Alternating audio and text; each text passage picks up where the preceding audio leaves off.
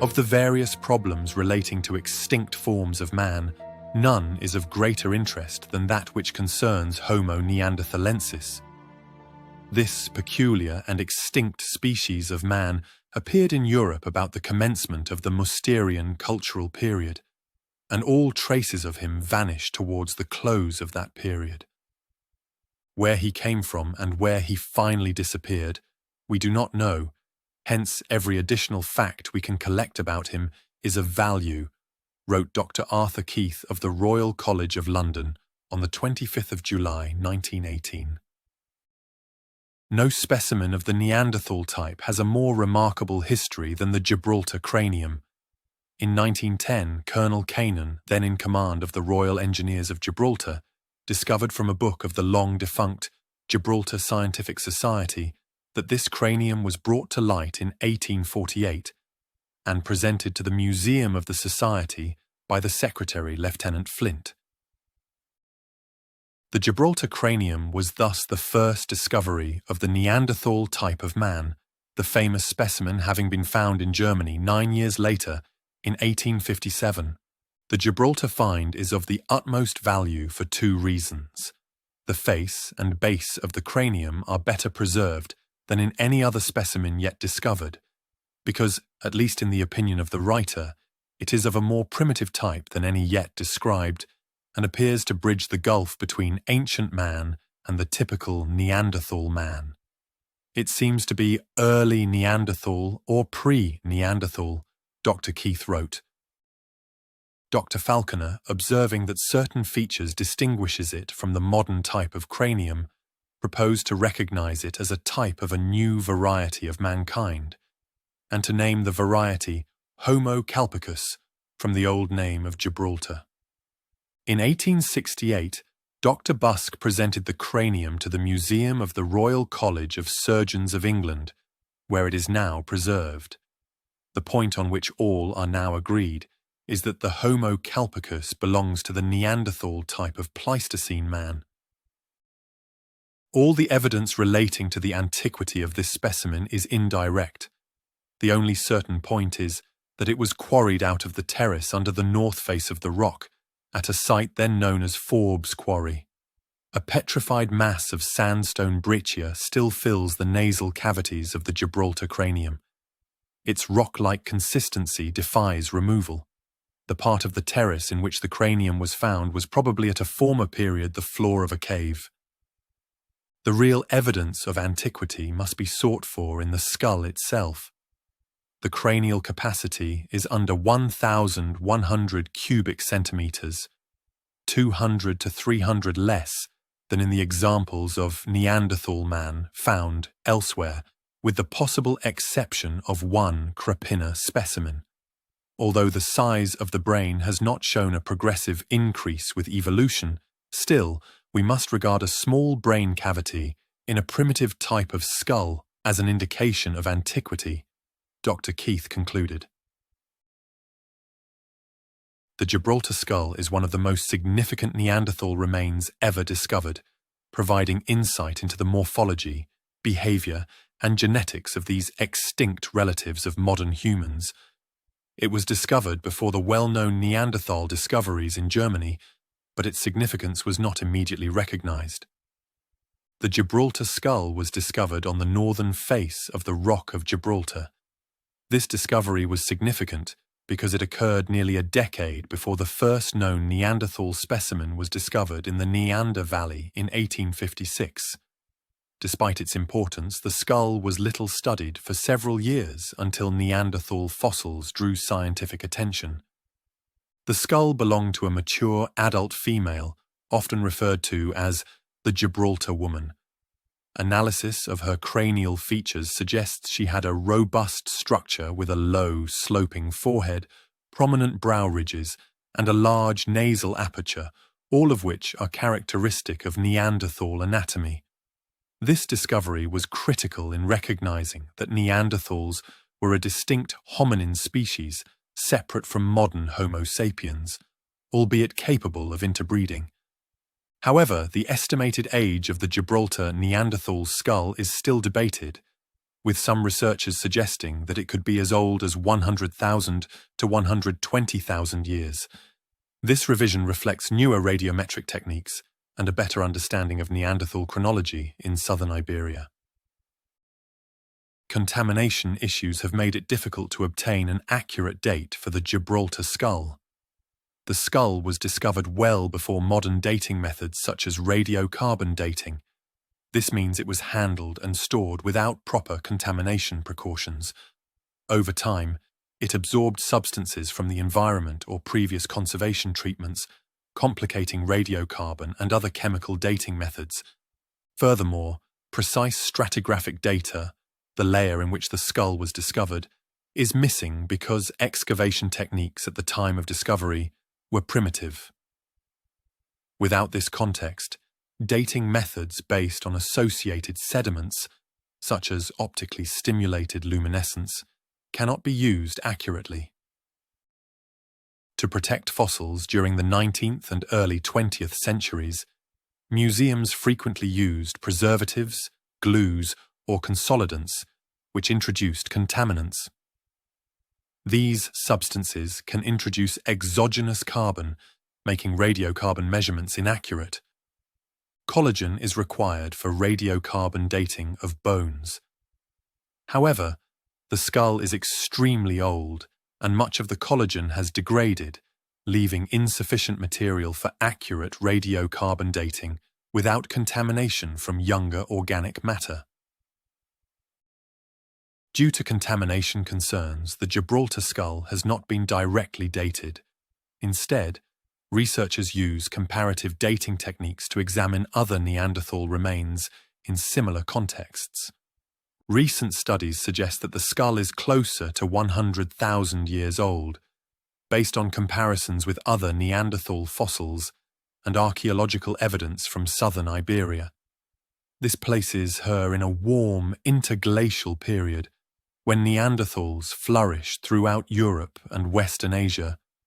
If the skull is over 100,000 years old, she lived during one of the Pleistocene's interglacial periods, known as the Eemian interglacial period, 130,000 to 115,000 years ago. Warmer temperatures, higher sea levels, and lush vegetation throughout Europe made this a relatively favorable environment for Neanderthals. During this time, Neanderthal populations in Europe remained robust, occupying various regions before Homo sapiens arrived around 40,000 years ago. If Gibraltar predates this migration, she provides an important window into pre-contact Neanderthal populations that were isolated but adaptable and highly intelligent.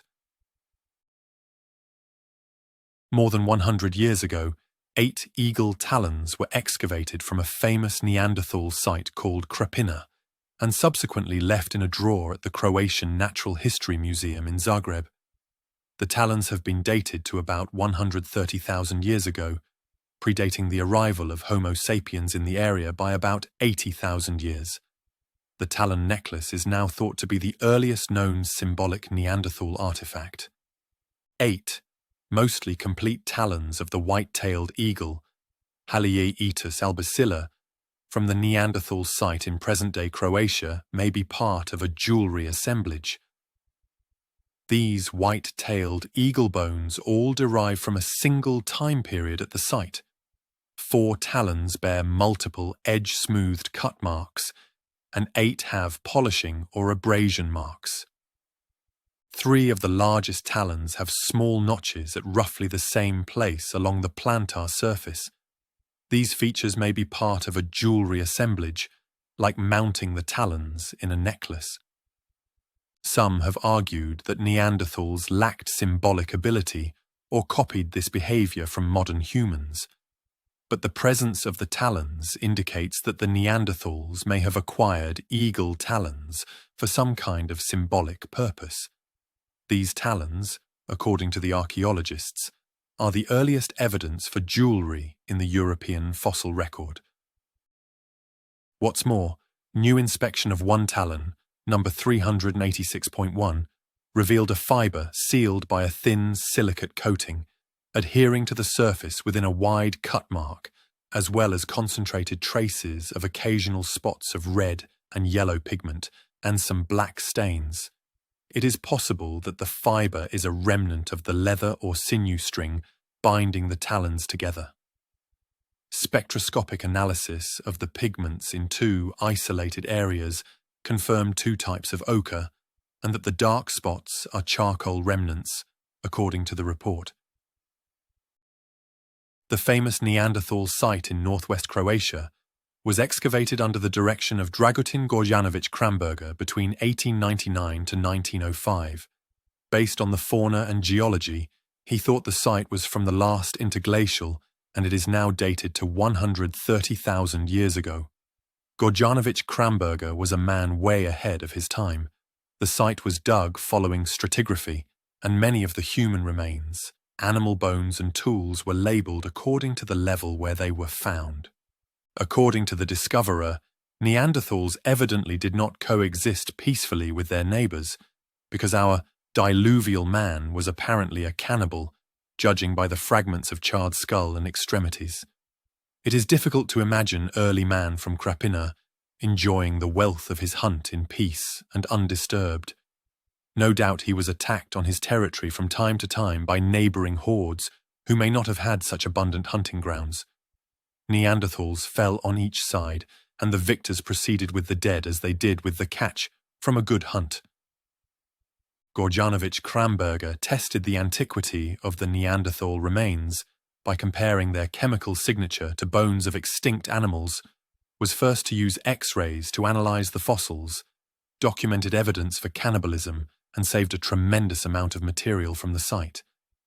This was fortunate since the original sandstone rock shelter and sediments in it no longer exist. Regarding the discovery, Dr. Keith wrote that one of the largest tributaries of the Danube crosses the northwest frontier of Hungarian province of Croatia and is joined by a small river on which the village of Krapina is situated. A little way above the stream flows through a glen with steep sides of sandstone rock. It was on the western side, 80 feet, 25 meters, above the present level of the stream, that remains of the Krapina men were found. Extensive explorations made between 1899 and 1905 revealed an ancient cave completely filled up and obscured by strata 26 feet in thickness, which had been laid down when an extinct form of rhinoceros and a Neanderthal type of man were living in Croatia. This form of rhinoceros is not so ancient as the Etruscan species, but it is older than the woolly rhinoceros, which flourished with a Neanderthal man at a later date in the Pleistocene period of France and Belgium. A rough indication of the antiquity of the cave strata may be obtained from the erosion of the valley. The strata on the floor of the cave were deposited by the Krapina. Since then, that stream has worn out a valley in the sandstone 80 feet below the level of the floor of the cave. The ice sheet never reached Croatia, so we must regard the erosion of the valley as the work of the stream alone. While the strata on the floor of the cave were laid down by the stream, the upper layers of the cave, or rock shelter, were formed by debris, which had fallen from time to time from the overhanging cliff. In these strata, as many as 9 distinct levels, or floors, were noted containing signs of human habitation. Traces of hearths were found as deep as the stream-formed layer on the floor of the cave. Stone implements occurred throughout, of a primitive type. Some implements crudely shaped from the splintered bones of the rhinoceros were found. Remains of the cave bear abounded, many of the bones being half burned, and all split or broken. Over 230 human teeth and 200 fragments of the human skeleton were recovered during the excavations.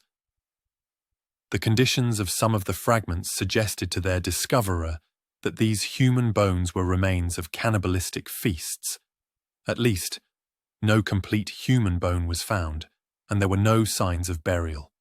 From the fragments found, representing at least 10 individuals, a fairly complete picture can be formed of the ancient race of Krapina. Two things are manifest, however: that the shelter or cave excavated by Krumberger must have been the home of man for many generations. A floor which is composed of 24 feet of debris is not quickly formed. The fragments of the skeleton found in these strata are sufficient to show that, with a great variety of form as regards age, sex, and individuals, there is the same type throughout. The men of Krapina represent a variant of the Neanderthal type, Keith concluded. The Neanderthal had discovered the use of fire, a discovery which must lead to a radical change in the nature of human diet and to the conditions of life. One can understand how such a discovery may lead to a complete alteration in the bodily development of man in the course of many generations. The Neanderthal type represents an extinct stage in the evolution of man. Neanderthal female physiology emphasized strength, endurance, and reproduction, reflecting their physically demanding environment and lifestyle. This is consistent with the evolutionary pressures that shaped their bodies, where function and efficiency were more important than ornamental traits. It is at Krapina we obtain our first glimpse of the difference in the build of the body in man and woman, and it is there, too, we get our knowledge of children of the Neanderthal race. The women were of a much lighter build than the men. The supraorbital ridges were less developed and less simian. The bones of the skulls were thinner, the jaws less massive and robust in the women, and the thigh bones of the two sexes showed as great, if not greater differences than are seen in modern races. Clearly, the Mousterian period and Neanderthal man do not represent the human dawn. In early man, as is also the case among anthropoids, the male was endowed with a more massive, robust, and brutish body than the female. In the progress towards the modern type, children lead the way, women follow, and men bring up the rear. The skulls of anthropoids are brachycephalic and also flattened on the top, so that a cast of the brain cavity appears fiat and wide. This was also the case in the Krapina men. Flattening of the top is a character of the Neanderthal head. As regards the size of the brain, the Krapina men had a fair endowment. The cranial capacity probably varied between 1,300 and 1,500 cubic centimeters, not very different from that of modern men.